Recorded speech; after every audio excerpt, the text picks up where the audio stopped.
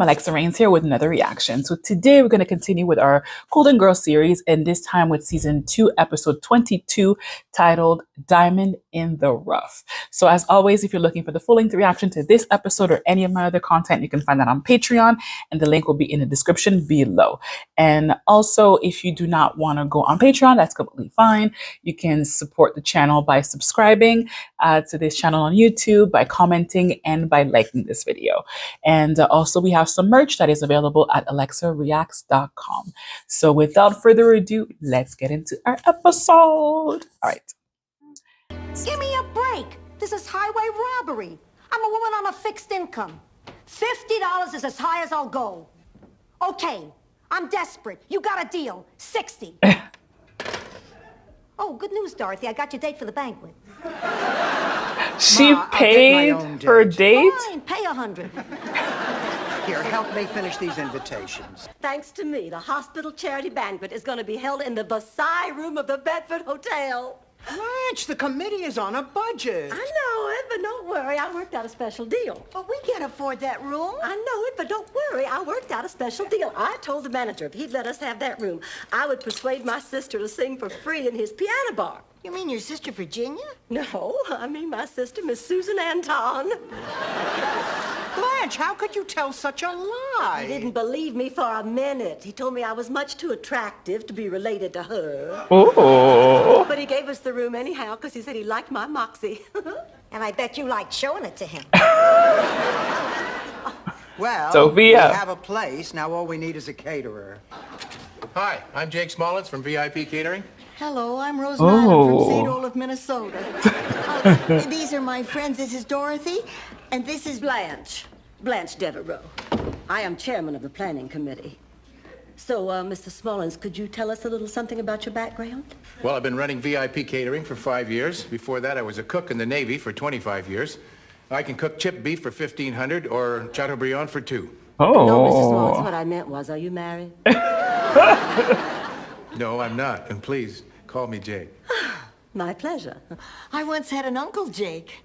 Of course, he could never cook. He also could never get through our family 4th of July picnic without unzipping his overalls. Too bad your uncle can't make it to the banquet. So, tell me, Jake, how much do you think these meals will cost? Oh, everybody's You want liking something Jake. Simple or fancy? We want something cheap. I admire your honesty. I admire your chest. Just consider yourself hired. Now, Jake, when shall I come over to your place to Sample? what you have to offer? Yes, girl. I got a better idea. There's a romantic little diner down on the boardwalk. They use a lot of my recipes. Why don't I pick you up around 8 tomorrow night and we'll go check out a few things. I thought you'd never ask. Swell. I'll see you tomorrow night. Okay. Ooh. Nice meeting you, ladies. Nice meeting you. It was our pleasure. He is a dreamboat. Wow, what a hunk. I know. Eat your hearts out. Blanche, did it ever occur to you that possibly Rose or I might be interested in Jake? Yes. And you still used every cheap ploy to nab him before we had a chance? Yes. Then what do you have to say for yourself? Damn, I'm good. She really is, though. I love her. Blanche, you are one hell of a woman. I know. Is that a nose tattoo? Go on. Well, I've been just about everywhere there is, but On his in all my arm? years in the Navy, I've never met anybody like you. Yeah, well, in all my years dating the Navy, I never met anybody like you. Jake, is it my imagination or is there a tattoo? It is a nose. On your arm? Yeah. I got that when I first joined the Navy back in '51. I was just a kid. I was drunk out of my mind. Unfortunately, so was the guy who gave me the tattoo. I asked for a rose. He thought I said a nose. Oh. Thanks. Oh, Blanche.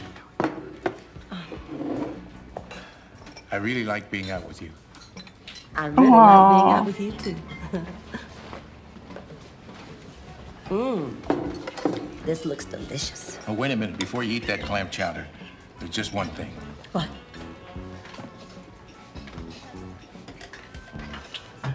Oh. It tastes better if your lips are warmed up first. I'm beginning to see why this place is so romantic. Oh.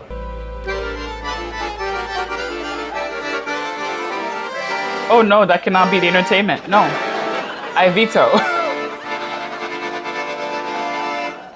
No, sir. Thank you, thank you, thank you. And now for my next number, I'd like to play something by one of my favorites, and I hope one of yours. Huey Lewis and the News! I think we've heard enough, Mr. Hinckley. Yeah. Okay, we go right to the big finale. I'm afraid No, we've run out of that was the time. But finale. it's a guaranteed showstopper. I hold up 2 lit sparklers with my hands. Stop. And I play, Hey, Look Me Over with my feet. While smoking a cigarette? No. Oh, darn, you were this close. You know, girls, these last few weeks with Jake have been wonderful, but oh, there's some things about him I cannot get used to. Like? Like what? Well, it's a question of breeding. He uses his fingers instead of his knife to push his food. He tucks his napkin into his collar. He wears white after Labor Day. Blanche, the man is a winner. What's the matter with you? I don't know. Maybe I'm just overly critical. That sometimes happens when you're stunningly beautiful. Not to mention endlessly irritating. Blanche, Jake's here. Make yourself at home and don't touch anything. Hi, everybody. You are filthy! I'm sorry, honey. I stopped to help a lady who was stranded on the side of the road, and I ended up fixing her transmission. Aren't there people who do that for a living? He's Andy a good Granatelli guy. I like him. Although he doesn't actually fix them himself. I guess he doesn't want to get his trench coat dirty. But I hear he has this special school in Wisconsin. I know, shut up, Rose. Please, honey, don't be mad. I'll make it up to you, I promise you. What do you say I'll pack a picnic basket and we'll drive down to the beach? I'll spread a blanket on the sand, underneath the stars. I'll take you in my arms. I forgive you. I mean, Blanche should forgive you. I forgive him too. He's a wonderful man. Yeah. I know. She doesn't know what she's Why missing. can't I ever attract men like that? You can, Dorothy. Oh, Mama, you really think so? Of course not, but you think I'm going to tell you that? I'm your mother. Oh, I love her. Oh my God. Is Jake going to be able to take you to the banquet, or will he have to work catering the affair? Well, he might be able to take me, but my date for the evening is Hunter McCoy. But what about Jake? What about him? Well, Jake has to take you to the benefit. I mean, you'll be there, he'll be there. He'll expect you to be there with him. How would you do this? Well, Rose, you make it sound so terrible. It kind of It's not. is. Jake just doesn't belong with certain people. He's a blue jeans kind of guy. This is a black tie affair. We wouldn't have any fun. Blanche, sometimes you act just like a woman I knew in St. Olaf. Please, no one say what woman. Jake, listen. I know what you want to ask me now. Now, I've been giving our relationship a great deal of thought lately, and I just think you're a wonderful man. I really do, and I love all the time we spend together. But we do come from 2 different worlds, you know. So our relationship can only go so far. And that's why I can't go to the banquet with you. He's gonna ask her to marry him. That's not what I was going to ask you, but you answered my question anyway. Why? I don't understand. He's gonna ask her to I was gonna marry ask you me. to marry me. Oh.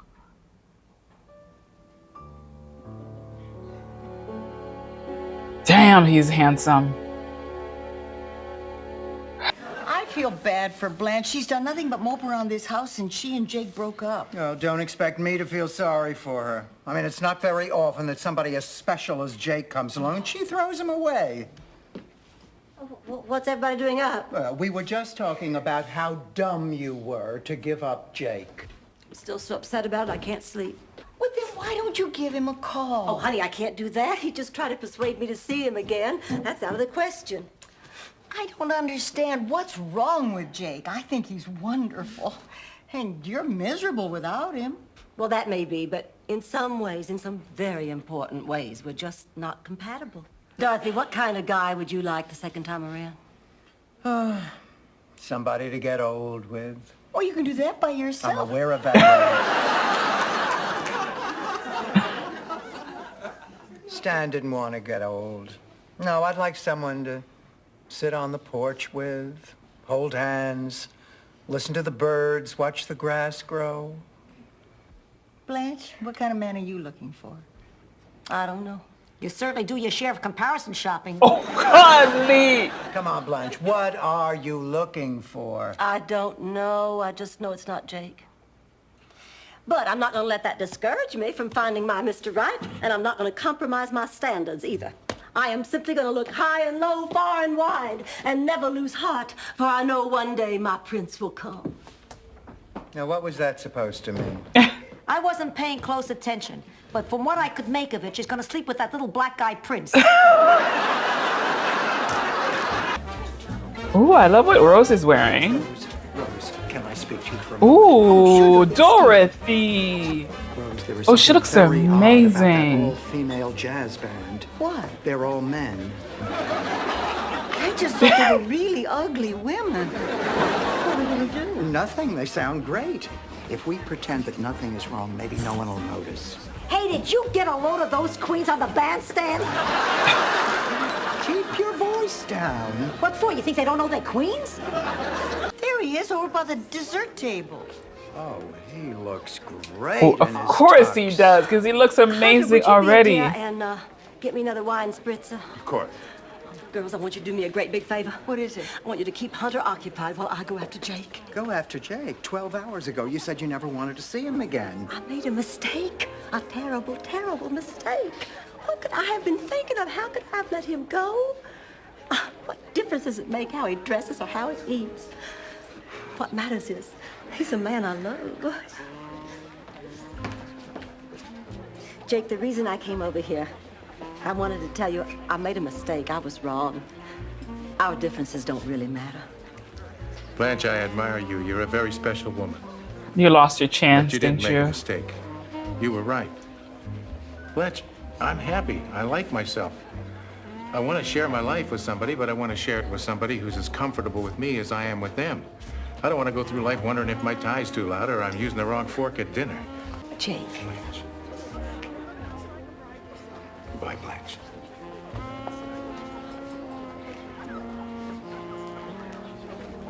Blanche, what happened?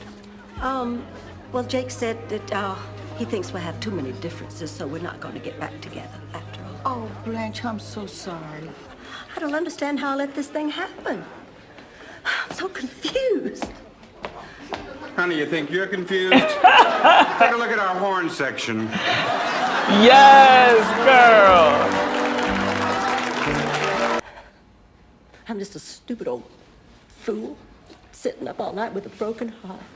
Why, Blanche Devereaux, I cannot believe what I am hearing.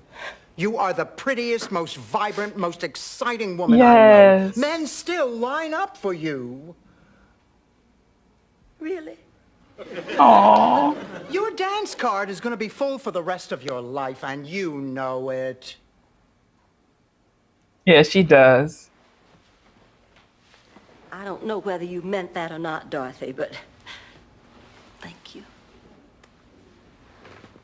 Aww. I just want to give her a hug. Damn, I'm good. Yes, you are, girl. All right, fam. So this was season 2, episode 22, titled Diamond in the Rough.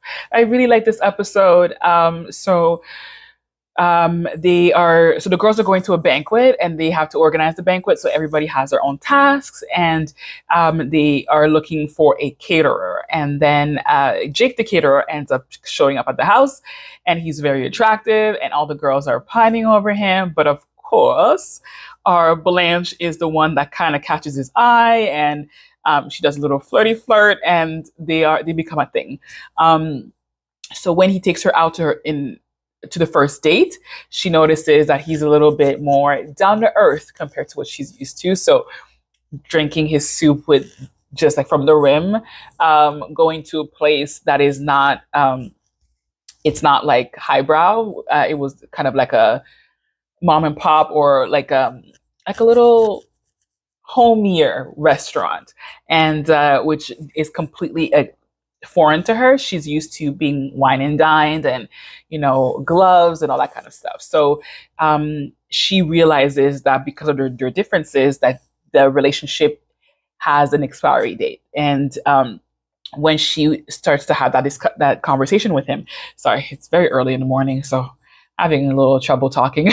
But when she notices that, it's time to call it quits, she starts to have that conversation with him, thinking that he's going to talk about the same thing, or at least invite her to the event, where she was going to tell him, well, we can't because we are cut from two different cloths. We don't, it's more of a black tie situation, you're more of a blue jeans situation, so we don't fit. But instead of asking her to the event, he was actually going to ask her to marry him.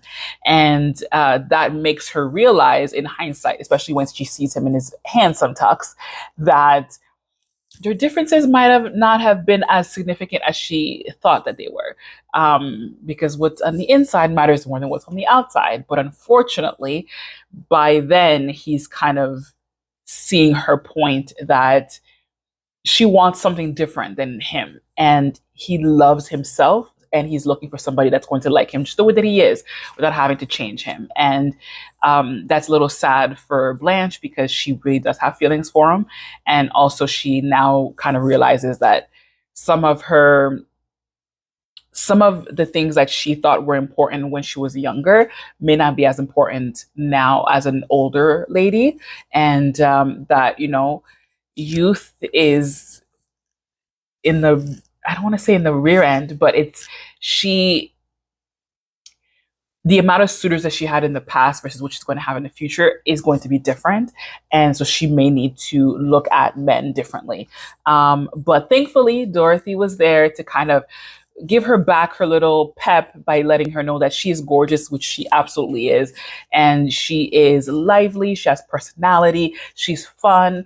And she's just a great person overall, even though she's a little bit, how can I say this? She's a little bit superficial at times, just a little bit, but she has a great heart, and she's a great catch, and she will find the right person for her. So again, this show shows how much friendship is important, because in times like these where you're re-questioning yourself and you're unsure about who you are and who you're meant to become, and what your future holds, that's when friendship matters the most, because it brings you back into who you are. So a great episode. Loved it. I hope you guys enjoyed it too. And if you did, don't forget to like, comment, and subscribe. And I'll see you guys in the next one. Mwah. Thanks for joining. Bye.